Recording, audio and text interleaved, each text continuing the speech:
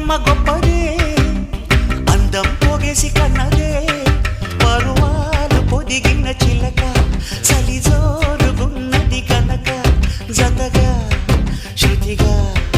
ఇక నువ్వు నేను ఒకటైపోయి పాడేద్దామా సరిగమపా